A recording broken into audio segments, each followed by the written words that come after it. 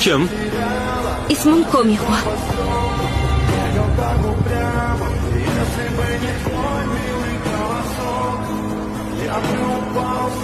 Nomzod Cho'nga savol bermoqchi edim. Men bu yerga Pak Chanxoning rafiqasi sifatida kelmadim. Enka kimyodan chiqqan radiatsiya qurboni sifatida keldim. Ular nima deyapti? Mixo nimani nazarda tutyapti? Radiatsiya qurbonimi u? Buni hali erimga ham aytmadim. 12-yanvarda baxtsiz hodisa tufayli yer osti quvurlari yorilib ketdi. U yerda radiatsiyaga duch keldim.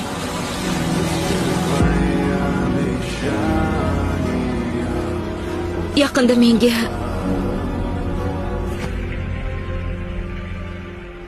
oq qon kasalligining so'nggi bosqichi tashxisi qo'yildi.